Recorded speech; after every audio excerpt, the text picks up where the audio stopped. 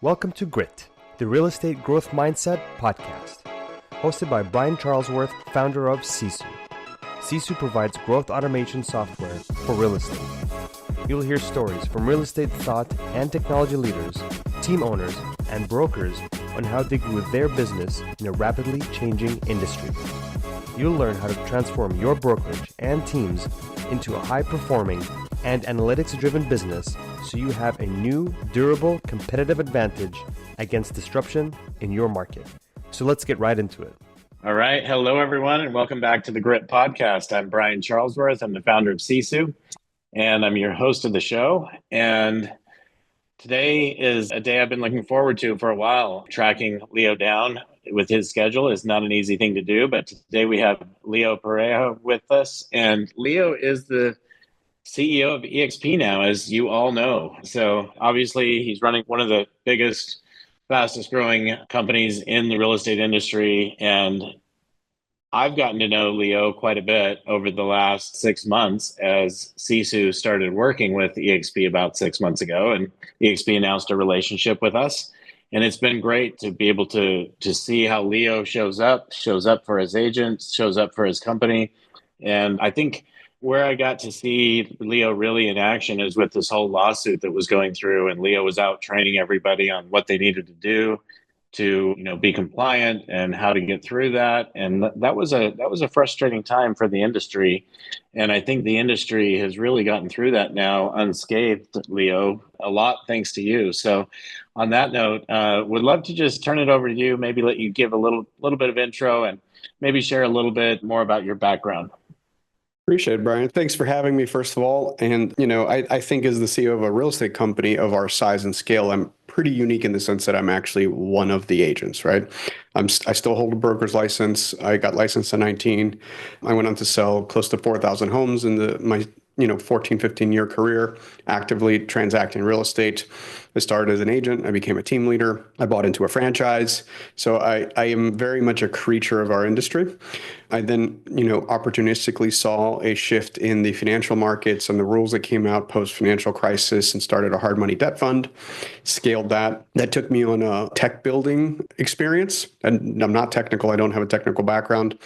And I wanted a loan origination system for myself because there wasn't one on the market. I think most companies start with an entrepreneur itch that you're trying to scratch for yourself or, a spouse in your experience, Brian. And as I started building tech, I wanted more integrations and found that I was missing a key element in data, which eventually took me on a full tech journey. And I ended up founding and starting and scaling and then selling a large tech enterprise called Remine that ended up with like 85% market share of every US agent through access, 200,000 monthly active users. In certain markets, I think we still power the majority of the tech stack, from listing input to search to even writing contracts. And most recently, after those two transactions happened, I was in South Florida, mostly spearfishing, when a mutual friend of Glenn Sanford and I put us in touch. He asked me to be the CTO of eXp, which I had zero interest in doing. I politely turned it down. He asked me to come spend a day with him. We got to know each other, and he made me a pretty hard offer to refuse, which was come hang out for a while. You'll probably go start another company because you're an entrepreneur. Come help me fix stuff, right? I have a little company that became a big company, and it was very kind of non-committal, like, hey, just help me fix some stuff. And when you're ready, I'll high five you and I'd love to invest in your company, which, by the way, was probably the best script he could have ever used on me after getting to know me. And 6 months later, I was named the chief strategy officer. And 18 months later, I was named the CEO. And I'm not going anywhere. So kudos to him on his salesmanship. And it's interesting because sometimes, I think I get introduced or someone reads my resume. It's like, oh, this is like this perfect sequential experience that got me from one event to the next. And that's not at all how it happens. It's kind of like this. And it's lots of failure. And luckily, I think I've succeeded slightly more than I failed. So we're up if we're keeping. But, it's just the journey of life and entrepreneurship where if you don't stay in the uncomfortable, you don't grow. It's fun to see your story. I think everyone's cheering you on, not just at eXp, but everyone from the industry, because they know you come from that real estate background. And I think everybody's just kind of in awe of how does someone go from being in real estate for 15 years to being in the position you're in. So I want to go back in time a little bit, Leo. And you started in real estate at 19. let's talk about before that. Like, where did you grow up? How did you grow up? And how is it at 19 you started selling homes?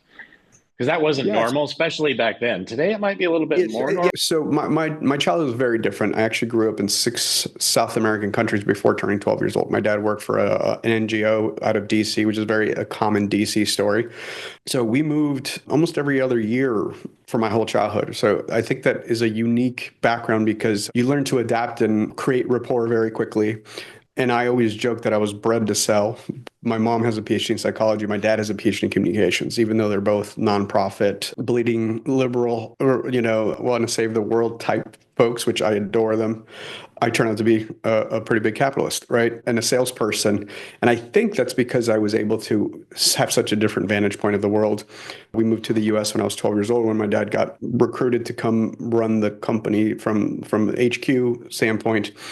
And so I grew up in the DC metropolitan area, which is a hyper competitive part of the country, highest, educational level, income, highly competitive market in real estate. Like agents, a lot of them have worked at Deloitte or a government contractor and have MBAs. So it's not a normal market. Fiercely competitive, sophisticated buyers and sellers. But I went to school to do tech, which is ironic because I ended up in tech. But I chose the year 2000 to start my tech journey, which was probably the worst possible year in the history of tech to go into tech. As a college student, my freshman year, the tech bubble blew up and the job offers I had disappeared overnight, right? And so the thought process was, what could I do? I read a book by Robert Kiyosaki called Rich Dad Poor Dad because a friend's parent recommended it. And I got obsessed with leverage. It was the first time I'd read about people, time, and money, which is different. Like, I don't come from an entrepreneurial family. I didn't have people to teach me. So it was all different viewpoint. My father was very traditional in the sense that again, I said he had a PhD, so go to school, get a good job. And my dad worked for one entity for 28 and a half years, which also doesn't exist anymore. So, once I understood that there was another option for trading my time for money, it completely shifted the way my view of the world. So, why did you choose real estate? Yeah, probably because I read Rich Dad Poor Dad. It was the only thing they talked about, right? It was, Okay. and So, it was more thinking you were going to buy some real estate.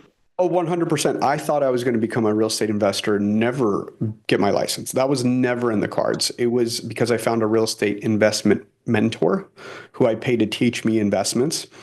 And 6 months into the relationship, which is a crazy story because I was 19 years old, I met this guy who said he could teach me everything I wanted to know about real estate. And I sold my car and wired a stranger all my money. So that could have gone a very terrible way. Luckily, it did not. He turned out to be the real deal. And halfway through the coaching that year, he said I had to get my license to have access to the MLS and pull comps.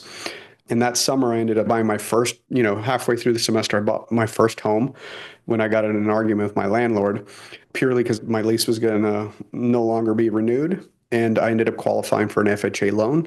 My father co-signed me. I borrowed the 3% down payment from my father Monday morning. I went to closing, got my commission, and paid my father back and rented out 3 rooms for $500 a piece, zero based my entire mortgage, and said, oh shit, this works. And then with my one transaction under my belt, wrote a little script and I called every fraternity brother who would listen and said, let me talk to your parents about your housing needs for next year. And I said, how would you like to use the capital you'd spend for one semester of room and board and not have to pay for anything for the rest of the time your son's in school? And that was my little script and my hook to get the appointment. Once I got the appointment, I explained an FHA loan, average price point that I was selling was like $250. And the mathed, right? It was like instead of one semester room and board, you were able to buy a townhouse near the university. And, it was great timing. It was like 2002. And a lot of my friends, made 150 grand by the time we graduated college. But the moral of the story is in that summer, I made like $60,000 selling, my fraternity brothers some houses. And it was like this light bulb went off of like how much leverage existed. Because I mean, for context, before that, I was waiting tables making $80 a night at Outback Steakhouse. Wow. So you went from that to running one of the biggest teams. You were at KW running one of the biggest teams in the industry back then. I remember when I was just getting into this industry 10 years ago, I guess it was 8 years ago, I was getting into the industry, but Spring and I were going to a bunch of masterminds and everyone was talking about doing 100 million. Like that was the goal, right? And I heard you mention on a meeting we were just on, or on a webinar we were just on, of teams doing a billion. And you at eXp have a bunch of teams doing a billion. We have a bunch of teams at Sisu doing over a billion. Some of those are common teams. But how back then did you go from what you just described to running one of the few teams back then that was doing over 100 million? Yeah, I think I peaked at like 140. And again, it was super uncommon. And for me, it was unit economics, right? I like scaling stuff. And I figured that out early on in my journey. I think there's two ways to do real estate. One is high price point or high volume in units. And the elusive few do it in both, right? And then I think you have to be in one of the coastal markets to do that. But one is understanding the market you're in, the market's cycle you're in, and how you want your life to look like. I very early on figured out my brain worked a certain way. And so I was really good at institutional business, right? I could talk to whether it was a hedge fund, a bank, a developer, and understand like IRR and carried interest and UPB, unpaid principal balances and loss severity. And I learned a language that separated me from my peer group. And I was perfectly okay with high degrees of accountability, meaning like I was graded on net execution and gross execution and loss severity and all kinds of stuff that I think most agents probably didn't get comfortable with. And I just became an expert. I always figured that if I went into niches, there was a lot less competition. And whatever market cycle I was in, I'd always managed to find a differentiated way of doing it. I remember going to seminars, whether it was Buffini or KW or anything, and I heard people going on 10 appointments a day or and God bless them, right? Like Chris Heller is one of my best friends in the industry. And I would see him role play on stage and I was like, I can't do that. I can't call them. I can't talk to that many people, but I'll build complex spreadsheets and tell people what I think something will sell for and be held accountable to a degree of variance on it. And build a system and a process for that. And also when I say that and I'm on a stage with agents, I say, please don't go do what I just said if that's not how you're built, right? Like I think that's also one of the biggest fallacies in when you see people doing certain things at a high level where you're like, oh, I'm just going to do that. And they skip a really important step, which is to figure out how you're wired and what your God-given talents are. And first deeply understand that and then do what makes sense. All right, I'm going to back up a little bit, Leo. Thanks for sharing that. I know you're a family man. I hear you talk about your kids, your wife all the time. But yet, I know your schedule as the CEO of eXp. So how do you juggle that? That's a difficult thing to do. I find that's a difficult thing for me to do. I want to hear more about how you do that, because some of the things you've shared with me have really enlightened me on things I should be doing. So I would say the first part of that kind of self-discovery is like just the blessing of the journey I've been on, right? Like complete happenstance, and I can't take credit for it. It was so, I made money at a super young age. I made $306,000 my senior year of college as a full-time student, right? And I got a X5 and I ended up buying like 14 rental properties by the time I was 23. And I just thought I was that good. And I wasn't. I was a creature of a bubble, right? I had no discipline. I was slightly better than the average. And I got my ass handed to me and I lost it all. And I was like 90 days from bankruptcy and I did short sales on myself. That's how I learned how to do them. I gave stuff back to the bank and I cried a lot and lots of boogers. And, I've had several really high highs and several low lows.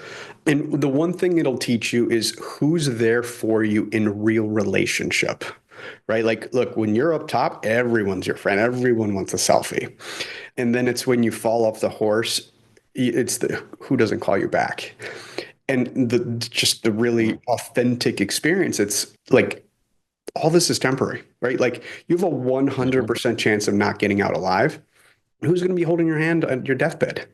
Like I've read a lot about those last conversations and no one said, I wished I worked more. Bring me my medals and trophies. It's like, it's the people who I care about and being hyper aware that it's all temporary and who are you really going to be in relationship with, right? Like and again, I'm obsessed with math. Like 90% of the time you'll spend with your kids is before they turn 18, right? So I have a finite amount of nights I can be with them or mornings I can be with them. The average friendship lasts 7 years, right? And I think we can all kind of put that like with outliers, right? Like your best friends, but it's who you choose. Like at the end of the day, when you strip it all away, all we have is this relationship experience. And again, the gift I got was getting the shit kicked out of me very young, because I think it's grounded me in a way that I couldn't have been. And I'm just hyper aware. So, like I make a very big effort to make sure that I take my kids to school, not because I have to, because I want to, right? Like I have all the leverage in the world, but like I make breakfast and I drop them off. And as many times a week as I can, I got a spreadsheet I'm tracking. So at the end of the year, I'm going to actually see how I did. And at 4:45, Monday through Friday, I hang up my calls because I want to take my son to jujitsu and my daughter to School of Rock, right? And I'm on the mat, on the sideline, or at the concert watching. And I know when either one look up and make eye contact with me, I can tell. Like that's a core memory that I can't replicate any other way than by being present. And so like I have cardinal rules, like I don't have dinner with people ever in Miami, right? You've been to Miami with Spring, and like I've met you both for either breakfast or lunch, but you've never had dinner with me, right? Because that's not for you guys. That's for my most important people, and that is no disrespect when I say that, and that I don't mean it that way, but like. I just don't, right? And so like when Glenn was recruiting me, I told him, I was like, I do not want to travel. Of a publicly traded company, that's kind of a big ask. And I was just at the Super Bowl and I went with my wife, with a bunch of other executives. And they were all saying like, we're going 200 days a year. That's not me. Like I'm like 3-4 nights a month. And by the way, that's not easy. Like I do things to myself from a time perspective that are tough, where I'll wake up and do the 5 a.m. flight out and fly 2 hours, speak for an hour, and then get back on a plane so I can land by 5, right? Which again is brutal, but that's the only version of this role I'm willing to have. Because the cool thing is like once you've self-actualized and kind of like really honed in on what your skills and talents are, providing for your family is not hard. And again, said with a vantage point of privilege and have had several exits, and I would say my skill sets are highly marketable, right? Like I can provide for my family in multiple ways if push comes to shove. So and just be hyper aware that there's seasons to everything, right? Like I will never regret spending this much time with my kiddos ever. And like if they weren't little and I was still in this role, Ariane and I would probably travel full time, and we go from whatever city we'd want to spend time with. And I get to spend a lot of in-person time with agents, but that's not the season I'm in. And I have my parents nearby. Like I see my parents 3-4 times a week and on the weekends, because that is even more finite. My dad's 83. My mom's 77. Like I have years, like single years left. Right. Yeah. And I guess my biggest thing is I don't take any of it for granted. Yes, that's obvious. Your kids are still young. Mine and Spring's youngest is 16. The rest of our kids are out of the house now. So it's interesting, right? When your kids are 16 or when your kids are 12 or 4, you get to see them every day, right? But as soon as they move out of the house, now it's, okay, am I going to get to see them once a week, right? And if they move out of the state, now it's, okay, hopefully I get to see them once a month. And so if you think about that and you add up the number of years we have left, especially with your parents, right? It is very finite. And so I love your perspective on that. And I look at life the exact same way and cherish the time that I have with my kids for sure. For the sake of time, I'm going to skip down. I wanted to dig into Remine with you, but I think I'm going to skip over that. I'd love to hear a little bit about the real estate industry for a minute here. As the CEO of eXp, you're building something special right now. I've heard it referenced as eXp 2.0. Let's talk about that. What does that mean? If you've been enjoying Grit, please help us continue to grow the channel by leaving a 5-star review and sharing it with a friend. Now back to Grit. Marketers ruin everything. And business people ruin everything, meaning they find a outsized rate of return on a behavior to result.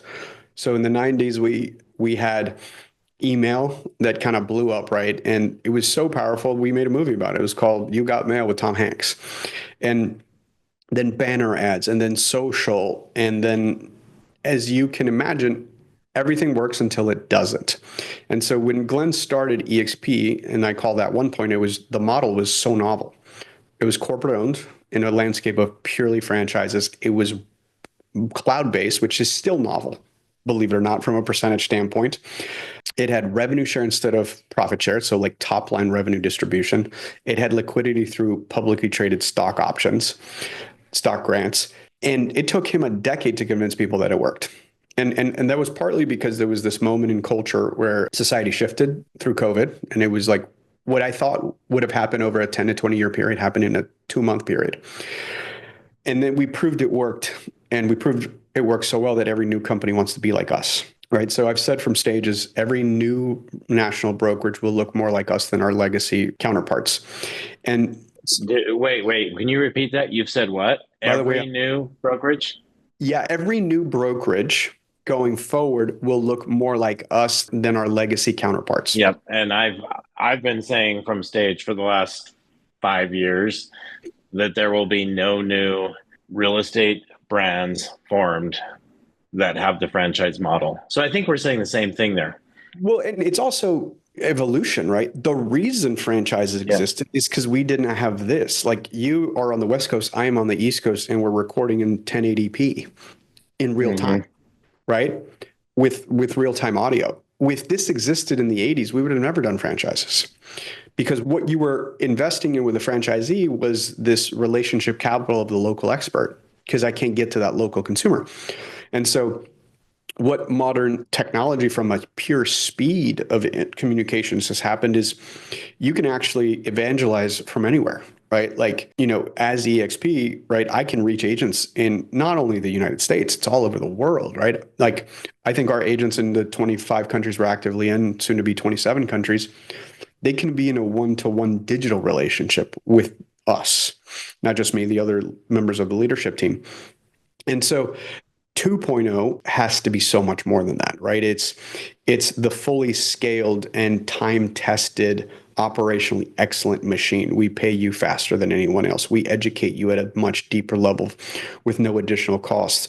We do things that only fully scaled, robust enterprises that are now obsessed with SLAs and user experience, right?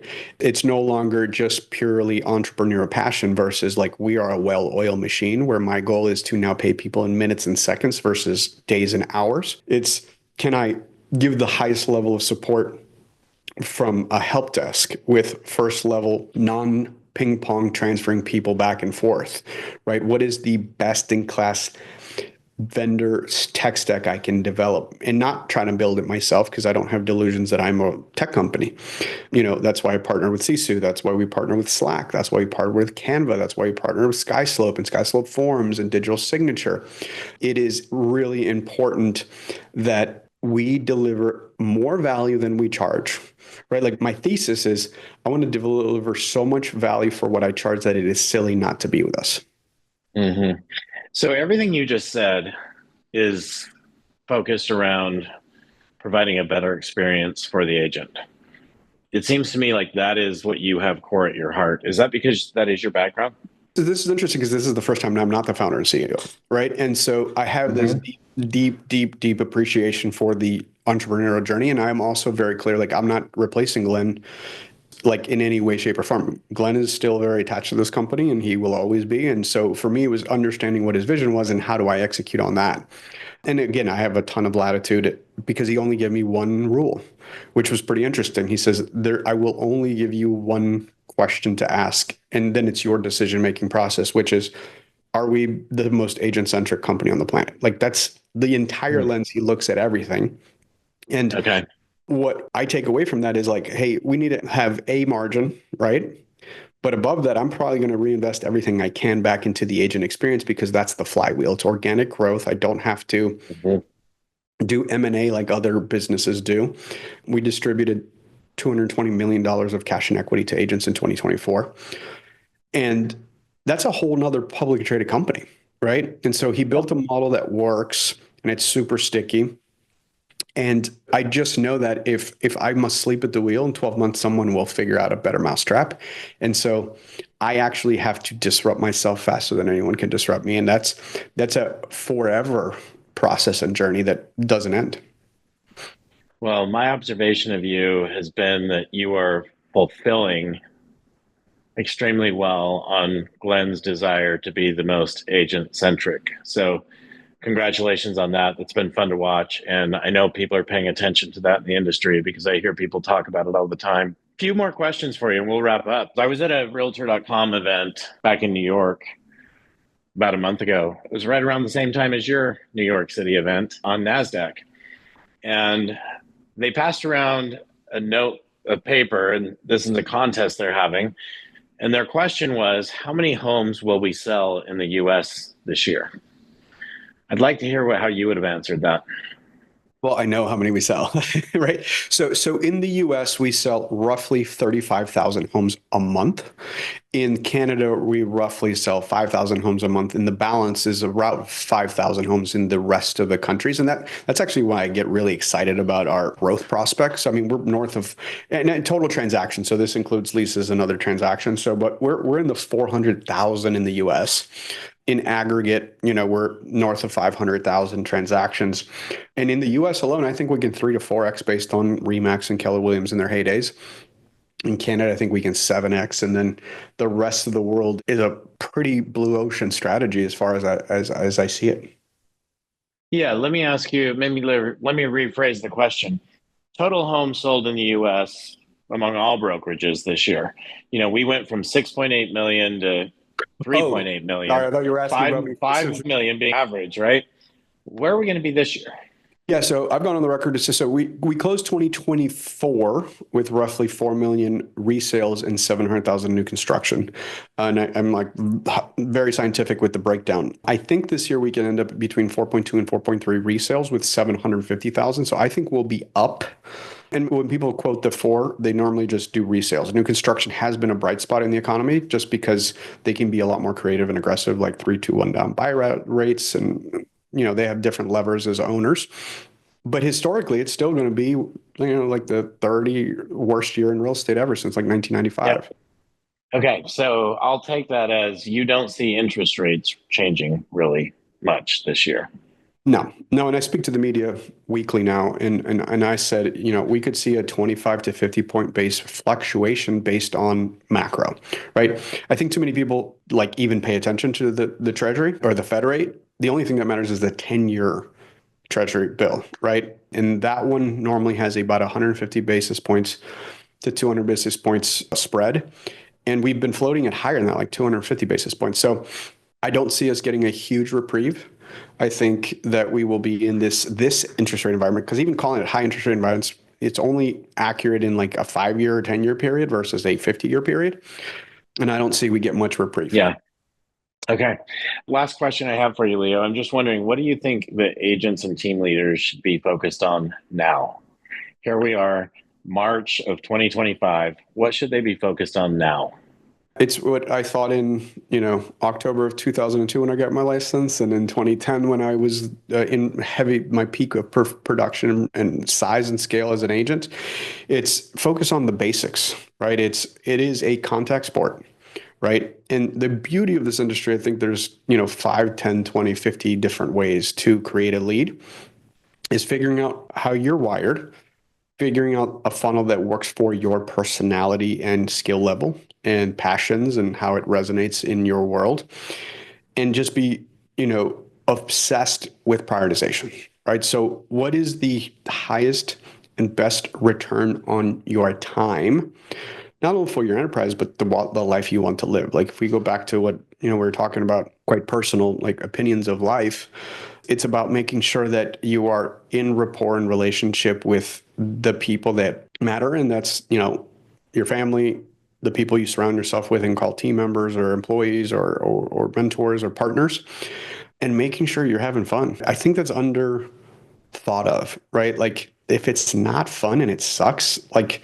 your cortisol levels are going to get messed up and you're going to die of a heart attack. Like it's like, you got to enjoy the ride as much as possible.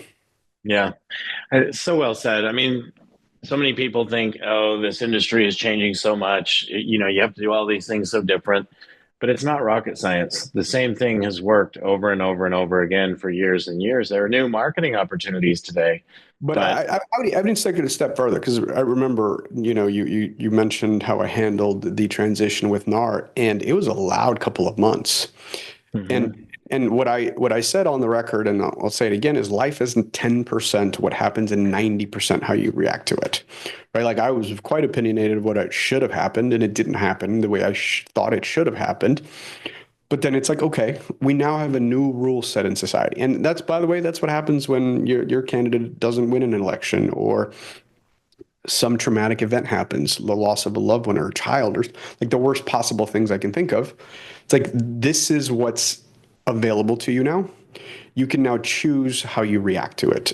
And I've studied a lot about psychology and how the brain works and how people react to certain things. And like, there was a fascinating stat I double checked because I heard it at a keynote once. It was something like 70% of all world leaders across time, history, forms of government, going back 1,000 years, have lost one or more of their parents before turning 15 years old. When you think about it, that makes a lot of sense, right? That's actually the most traumatic thing that can happen to a small human being. Like I am Absolutely. Me and Ariana are everything to our little humans: food, shelter, love, protection, nurture, all that stuff. If you can overcome that at that age, I mean, you are basically able to take over the world. And that's what happened to these people, right? Like I survived that, which is arguably the worst thing that can happen to a child. So I'm going to take over the world. And then there's this fascinating flip side of it, because, it was a speech and a good hook. There is another portion of society that has the same statistics, and it's people in prison with life sentences, right? Where equally horrible event happened at a similar time and age, and they decided that they were a victim and life was after them, and went in like the most polar opposite reaction to a similar event in time and history. And again, that's like, if you're in a business and the rules change on you and you hate it, great. Choose not to be a market participant. And that's the beauty of this journey, where at any point you can say, I don't want to do this anymore. Right. And thankfully, if you're in this country and you speak English and you have the ability to start another career path, or even if you don't speak the language and you move to a new country, as I'm the child of immigrants, and so is my wife. And, we've seen our families pick up and leave. Like we left Colombia in the early 90s because it wasn't safe. Right. Like I say Narcos was a documentary, right, of Colombian history in the early 90s. And so you can choose to change your circumstance. I'm not saying it's easy. I'm not saying it's without hardship, but I feel like that's the most amazing part of the human experience. At any point, you're in control of what you choose to experience. So someone in real estate really just needs to focus on what they can control and stop focusing on everything else. Well, more specifically, it's like realize what produces dollar productive activity and obsess with that. And by the way, at that point, if for any reason it's still not your jam, then do something else. Yeah, then get out. Okay. Well said, Leo. Hey, I really appreciate your time today. For all you listeners, thanks for listening week after week. This is what brings people like Leo on the show with me. So go in, like this episode, and we will see you again next week on another episode of the Grit Podcast. Thanks for joining us today. Thank you for joining us on our podcast. If you have an interest in a free 7-day trial of Sisu, go to sisu.co, sisu.co. Make sure that you use the coupon code GRIT, that's GRIT, to waive all your setup fees and receive a 10% discount on your subscription. If you enjoyed listening to this podcast and want to subscribe, search GRIT, the Real Estate Growth Mindset, on iTunes, Spotify, or Podbean. And with that, we'll catch you next time. Take care.